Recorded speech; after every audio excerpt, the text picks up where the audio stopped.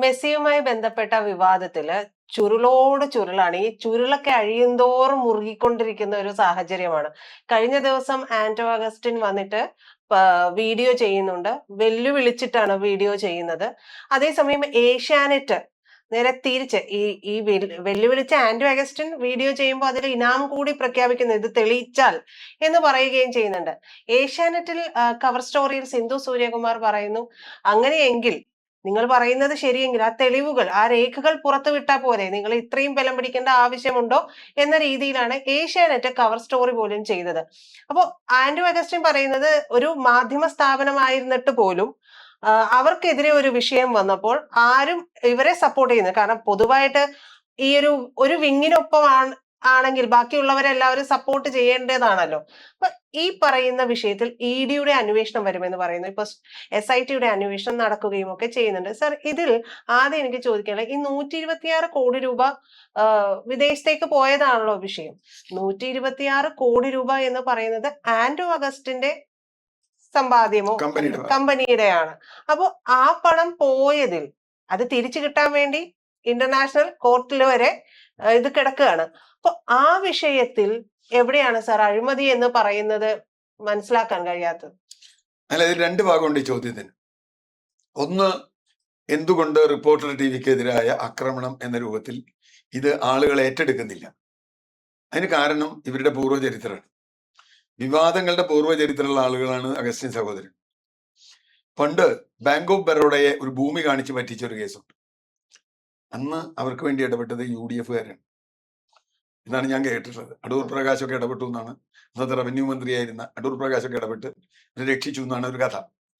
രണ്ടാമത് വന്നത് മാംഗോ ഫോണാണ്. മാംഗോ ഫോണിന്റെ ഉദ്ഘാടനത്തിനും, അതിപ്പോ രമേശ് ചെന്നിത്തലയാണ് ഉദ്ഘാടനത്തിന് പോയത്, അന്നത്തെ ആഭ്യന്തരമന്ത്രി. പക്ഷെ അത് അറിഞ്ഞോളണമെന്നില്ല. മാംഗോ ഫോൺ എന്തോ വലിയ അത്ഭുതമാണ് സംഭവിക്കാൻ പോണെന്ന് പറഞ്ഞു. ഇവരെ ബാക്കി ഫോണൊക്കെ പൂട്ടിക്ക്, നോക്കിയ പൂട്ടും, മറ്റേ ഇതൊക്കെ പൂട്ടും എന്നൊക്കെ പറഞ്ഞു. പക്ഷെ ഒന്നും പൂട്ടിയില്ല. മാംഗോ ഫോൺ മാങ്ങ പോലെ പഴുത്തുപോയി. അപ്പൊ അത് എവിടെ പോയി എന്നറിയില്ല. ഈ റിപ്പോർട്ടർ ചാനൽ തുടങ്ങുന്നത് തന്നെ ഏതാണ്ട് മാംഗോ ഫോണിന്റെ ആ കാലഘട്ടത്തിലാണ്. മാത്രമല്ല, റിപ്പോർട്ടർ ചാനൽ തുടങ്ങുന്നതിന് ഇവരെ ഏറ്റെടുക്കുന്നു. ഇവർ റിപ്പോർട്ടർ ചാനലിലേക്ക് വരുമ്പോൾ കേരളത്തിൽ മുട്ടിൽ മരമുറി കേസ്, മൂന്നാമത്തെ മുട്ടിൽ മരമുറി കേസ് വലിയ തോതിലുള്ള വിവാദമായി നിൽക്കുകയാണ്.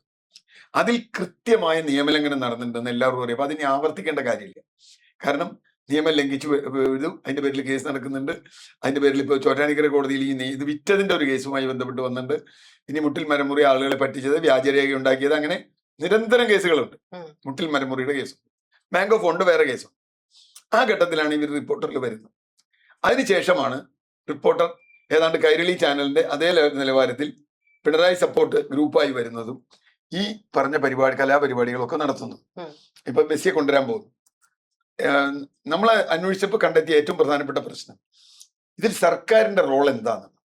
പൊളിറ്റിക്കലുള്ള ചോദ്യമല്ല. ആന്റോ അഗസ്റ്റിന്റെ കാര്യം അവിടെ നിൽക്കട്ടെ. സർക്കാരിന്റെ റോൾ എന്താണ്? സർക്കാരാണോ മെസ്സിയെ കൊണ്ടുവരുന്നത്? റിപ്പോർട്ടർ ചാനൽ സ്പോൺസറാണ്. അപ്പൊ നിരവധി ചോദ്യങ്ങളുണ്ട്. അങ്ങനെ ഒരുത്തം വന്ന് സ്പോൺസർ ആയാൽ അങ്ങനെ കൊടുക്കാൻ പറ്റും? ഞാൻ വന്ന് മെസ്സിയെ കൊണ്ടുവന്നോളാം എന്ന് പറഞ്ഞാൽ ഉടനെ അത് കൊടുക്കാൻ പറ്റും? കേരള ഫുട്ബോൾ അസോസിയേഷൻ, അഖിലേന്ത്യാ football association, Kerala sports council തുടങ്ങി ഒരുപാട് സ്ഥാപനങ്ങൾ ഇവിടെയുണ്ട്. സ്പോർട്സ് സെക്രട്ടറി ഉണ്ട്, സ്പോർട്സ് ഡിപ്പാർട്ട്മെന്റ് ഉണ്ട്. ഇവരാരും അറിയാതെ ഒരു ആന്റോ അഗസ്റ്റിനോ അല്ലെങ്കിൽ ഒരു ഒരി അഗസ്റ്റിനോ ആർക്കെങ്കിലും ഞാൻ നിങ്ങൾ മെസ്സിയെ കൊണ്ടുവന്നോളാം, ഞങ്ങൾ ചെയ്തോളാം എന്ന് പറയാമോ? എന്താണ് ഇവർ തമ്മിലുള്ള ബന്ധം? എപ്പോഴാണ്? ഇപ്പോൾ ഇതിൽ വന്ന ഒരു പ്രധാന കാര്യം, അർജന്റീന ഫുട്ബോൾ അസോസിയേഷനായിട്ട് ഒരു കരാർ ഉണ്ടെന്നോട്ട് ഇവരിങ്ങനെ പൊക്കി കാണിക്കുന്നുണ്ട് ചാനലിൽ. ഇതുവരെ കരാർ പുറത്തു വിട്ടിട്ടില്ല, അല്ലെങ്കിൽ അതിന്റെ കുറെ ഡീറ്റെയിൽസ് കിട്ടി. പക്ഷെ ആ കരാർ എന്നാ ഉണ്ടാക്കിയത്? ആ കരാർ ഉണ്ടാക്കുന്ന കാലത്ത് കേരളത്തിലെ കായിക വകുപ്പ് ഈ കാര്യം അറിഞ്ഞിട്ടുണ്ട്. ഈ കരാറിന്റെ കോപ്പി അവരുടെ ഫയലിലില്ല എന്നാണ് N പ്രശാന്തിന്റെ റിപ്പോർട്ട് പറയുന്നത്. എന്ന് പറഞ്ഞാൽ അടിമുടി ദുരൂഹമായ ഇടപാടുകളാണ് ഇതിന്റെ പുറത്ത് നടന്നിട്ടുള്ളത്. ചില കായിക വകുപ്പ് മന്ത്രി ഇങ്ങനെ ഇടയ്ക്കിടയ്ക്ക് വന്നിട്ട് ജേഴ്സി ഉയർത്തി കാണിക്കുന്നല്ലാതെ ഒരു കാരണവശാലും കായിക വകുപ്പും, കാരണം സർക്കാരിന്റെ ഒരു വകുപ്പല്ലേ, കൃത്യമായും എന്താണ് ഇവർ തമ്മിലുള്ള ബന്ധം? കായിക വകുപ്പ് ഇവരോട് പറഞ്ഞോ നിങ്ങൾ മെസ്സിയെ കൊണ്ടുപോകാന്ന് പറഞ്ഞിട്ടുണ്ടോ? പറഞ്ഞിട്ട് ഇവരെ എങ്ങനെ തെരഞ്ഞെടുത്തു? അതുപോലെ തന്നെ സ്റ്റേഡിയം മന്ത്രി പറഞ്ഞു, അതുകൊണ്ട് സ്റ്റേഡിയം വിട്ടുകൊടുത്തു.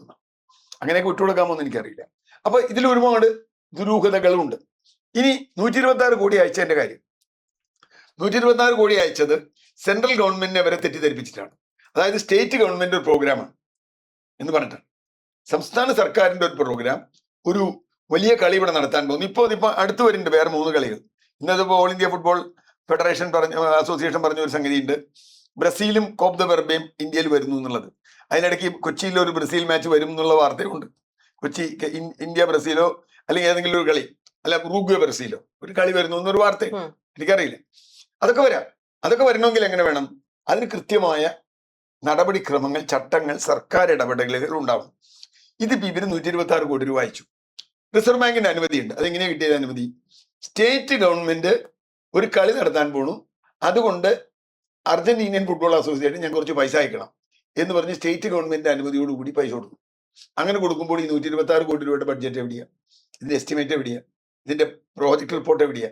ഒന്നും സർക്കാരിന്റെ ഇല്ല. ഇയാൾ അതിന്റെ ഓഗസ്റ്റ് വിളിച്ചു പറഞ്ഞു ഇങ്ങനെ ഒരു കത്തയക്കണം എന്നുകൊണ്ട് കത്തയച്ചു. അത് കഴിഞ്ഞ് അവിടുന്ന് പൈസ വൈകി കൊടുക്കാൻ വൈകി എന്ന് പറഞ്ഞപ്പോൾ വീണ്ടും കത്തിന് മറുപടി എഴുതിയതും സ്റ്റേറ്റ് ഗവൺമെന്റ്. എങ്ങനെയാണ് ആൻഡ് ഓഗസ്റ്റിന് 126 കോടി രൂപ കൊടുക്കുന്നത്? സ്റ്റേറ്റ് ഗവൺമെന്റ് എന്ത് ഉറപ്പുള്ളത്? എന്ത് ബാങ്ക് ഗ്യാരണ്ടി ഉള്ളത്? സ്റ്റേറ്റ് ഗവൺമെന്റ് ഇങ്ങനെ കൊടുക്കുമെന്ന് പറയണമെങ്കിൽ ഇത്തിരി സമയം കൂടി തരണം എന്നൊക്കെ സ്റ്റേറ്റ് ഗവൺമെന്റ് ആവശ്യപ്പെടുക. ഇങ്ങനെ ഇത്തിരി സമയം കൂടി തരണം എന്നൊക്കെ സ്റ്റേറ്റ് ഗവൺമെന്റ് ആവശ്യപ്പെടണമെങ്കിൽ എന്തെങ്കിലും ഒരു സോളിഡ് ആയ ഒരു പ്രൂഫ് അവരിൽ വേണ്ടേ? ആൻഡ് ഓഗസ്റ്റിന്റെ വാക്ക് മാത്രം വിശ്വസിച്ച് വാക്കാൽ പറഞ്ഞിട്ട് ഇത് കൊടുക്കുക എന്നുള്ളത് ഒരു കാര്യം.